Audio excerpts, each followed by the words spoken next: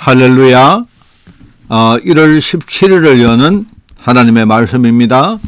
오늘 읽을 말씀은 마태복음 13장이고 오늘 본문 말씀은 마태복음 13장 1절에서 9절까지 말씀입니다.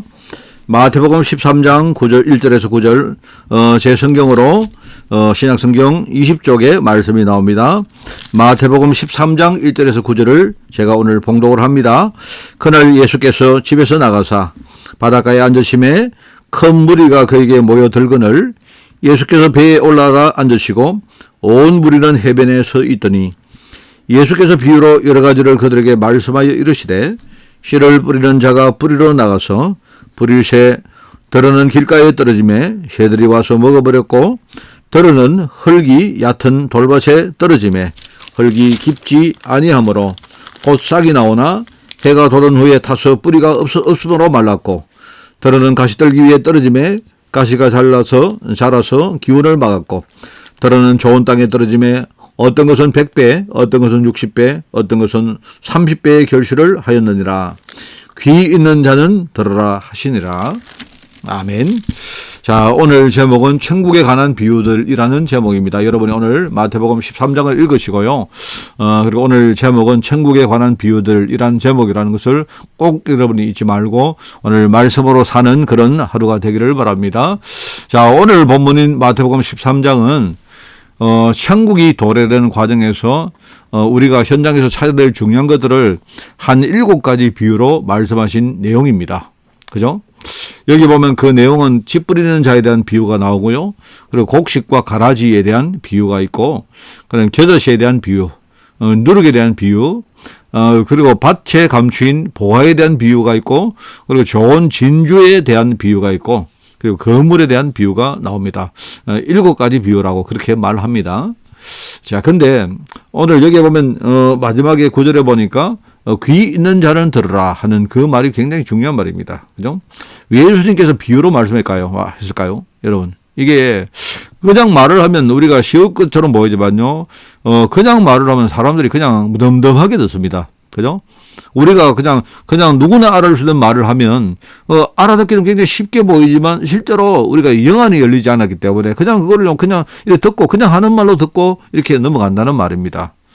여러분, 그렇기 때문에 우리가 비유를 우리가 생각하면요, 우리가 이 비유가 굉장히 이게 무슨 말일까 어려울지 몰라도 여러분이 진짜 기도하면서 하나님 주시는 영안을 진짜 우리가 열고 그 말씀 비유 속에는 굉장히 중요한 것들을 깊이 묵상을 해보면요, 여기 굉장히 많은 것들이 그렇게 나옵니다.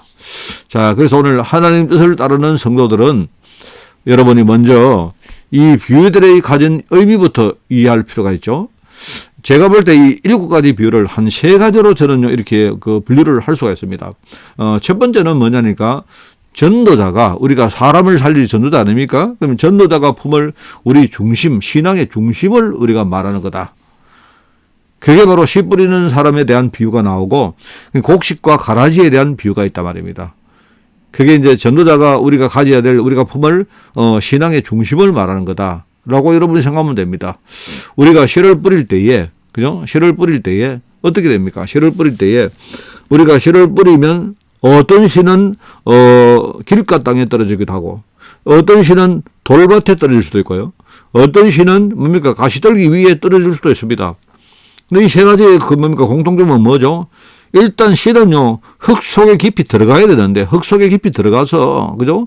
흙 속에 들어가서 흙이 완전히 덮어줘야 그 안에서 이게 자라고 할 수 있는데, 사실은 흙 속에 못 들어가게 되면 그게 이제 길가 땅이든지 아니면 돌밭이든지 가시떨기 때문이든지 그렇게 되어지면요, 결국은 그 안에 씨가 아무리 좋은 씨라도 자랄 수가 없다는 말이죠.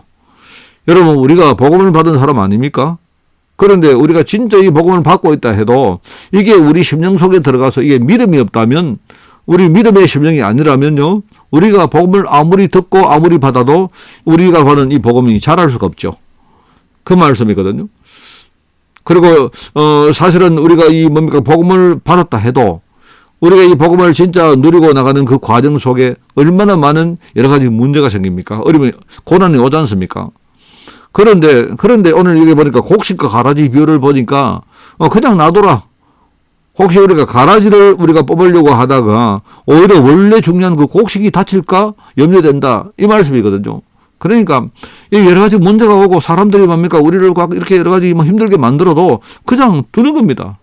오히려 알고 보면 그게 우리에게는 굉장히 뭡니까 좋은 하나의 토양이 될 수 있고 오히려 그런 어려움 때문에 우리가 더더욱 복음 속으로 들어가서 진짜 복음을 진짜 뭡니까 복음의 능력을 누리게 되어지고 그죠?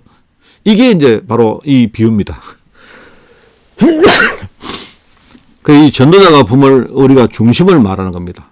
여러분 믿음 있는 사람은 흔들릴 필요가 없죠. 그죠?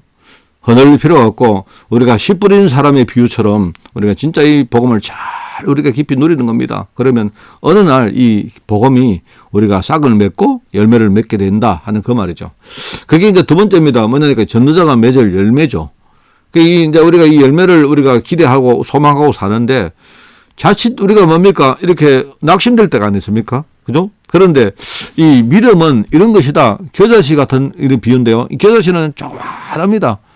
겨자씨는요, 제가 들어보니까 이게 눈에 보이지 않을 정도로 작은 그런 뭡니까 씨래요. 근데 이게 나중에 이 씨가 나중에 자라나면 나중에 뭡니까 나무가 되어지고 막 크게 뭡니까 이게 열매를 맺고 하는 그런 거다 말이죠. 누룩도 마찬가지입니다. 누룩도 우리가 음식 속에 들어가면 안 보이지만 이 누룩이 생명이 있기 때문에요. 누룩이 그 안에서 조용히 정말로 조용히 뭡니까 이렇게 누룩이 역할을 하게 되어지고 어느 날 이 뭡니까 맛있는 빵도 만들 수 있고 하는 그런 어떤 비유를 말하는 겁니다. 그러니까 우리가 전도자이기 때문에요. 우리가 지금 믿음을 가지고 있다면 우리 안에 복음이 진짜 있다면 반드시 이게 자랄 것이기 때문에 열매를 맺을 것이기 때문에 중간 과정에 흔들릴 필요가 없다. 우리가 눈에 안 보인다고 말입니다. 흔들리고 그럴 필요가 없다 하는 그 말이죠. 자, 그러면서 이제 세 번째는 뭐냐니까 우리가 전도하러 현장에 나가보면 많은 사람들이 있지 않습니까? 현장에는 사람도 있고 사건도 많이 있고 여러 가지 우리 눈에 사물도 보입니다. 그런데 이 전도자가 그 안에 감춘 것을 못 보면 그러면 우리가 많은 것을 놓칠 수 있다. 이 말이죠. 그래서 이제 밭에 감춘 보화에 대한 비유가 나옵니다. 어떤 사람이 그죠? 밭을 갈다가 자기 땅이 아니지만 밭을 빌려서 갈다가 그 안에 보물을 발견했습니다. 그럼 이 사람이 어떻게 됩니까? 그 보물을 차지하기 위해서는 뭡니까? 그 밭에 나온 그 보물을 조용히 숨겨놓고 나중에 뭡니까? 그 밭을 자기 것으로 만드는 작업을 먼저 하는 겁니다. 그런데 다른 사람은 모르죠. 근데 이 사람은 아는 겁니다. 그 밭 속에는요, 눈에 안 보이지만 보화가 있다는 사실을 아는 거예요. 우리가 진유를 오를 때도 그런 겁니다. 우리가 물고기를 잡기 위해서 그물을 내릴 때도 처음에 그물을 내리면 그 안에 고기가 있는지 아닌지는요, 그물을 올려보기까지는 알 수가 없죠. 그런데 안목이 있고 눈이 있는 사람은요, 알 수가 있습니다. 아까 보화를 감춘 사람은 그 사람은 아는 거죠. 우리가 사람을 볼 때에 여러분 우리가 속을 수가 있습니다. 사람 볼 때 속을 수 있고. 그런데 우리 현장에 나가면 우리가 사건을 보든 아니면 사령을 보든 우리는 전도자의 안목을 가지고 있어야 된다는 그 말씀이죠. 자, 이게 이제 그런 내용들입니다. 의미죠. 자, 그리고 그러면 예수님께서 왜 이런 비유의 말씀을 했을까? 우리가 이 분명한 이유를 알고 우리 삶에 적용할 필요가 있습니다. 첫 번째는요, 하나님 뜻을 잘 따르는 것처럼 보이지만 실제로 하나님 뜻에 대해서 전혀 무지한 이 바리새인과 이스라엘 지도자를 비판하는 바로 내용입니다. 자기들은 신앙생활을 잘하는 것처럼 보이지만요, 이 복음을 모르다 보니까 지금요 완전히 하나님의 뜻과 반대로 가는데 그 사실도 모르고 있는 겁니다. 그래서 자기도 죽이고 다른 죽이는 그런 이 바리새인들을 지금 비판하는 내용이다 이 말입니다. 자, 그러면서 이제 두 번째는 뭐냐니까 지금 그런데 그 바리새인뿐만 아니고 예수님을 따라오는 지금 자기 제자들, 예수님의 제자들, 사람 살릴 전도자들에게 혹시라도 너희들 속에도 이런 부분이 없을까? 이런 것들을 지적하시고 진정한 눈을 열어주기 위한 그런 말씀이다 이 말입니다. 자, 그러면서 이제 세 번째는 뭐냐니까 우리 모든 전도자에 주시는 말씀입니다. 장차 우리 현장에 하나님 나라가 도래하는 과정에서 분명히 이런 부분이 많이 생길 것이고 그때마다 우리가 정말로 속아버리면 우리는 마귀한테 굉장히 많은 것을 잃게 된다 하는 그 말입니다. 그러니까 하나님 나라를 도래하는 과정에 우리 현장에 일어날 정말로 필요한데 가장 중요한 부분을 지적해서 지금 말씀하신 것이다 이 말입니다. 오늘 여러분 지금 현장에 지금요 많은 영혼들이 지금 준비되어 있습니다. 정말입니다, 여러분.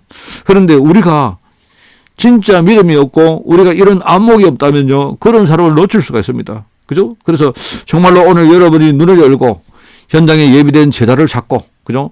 혹시 여러분이 이런저런 어떤 사건을 만난다면요, 오히려 그 사건이 오늘 하나님이 뜻대로, 그죠? 여러분이 복음 속으로 들어가는 그런 축복의 사건이 되기를 꼭 바랍니다. 여러분이 오늘 승리하는 날 되기를 예수님 이름으로 축원을 드립니다. 하나님 아버지 감사드립니다.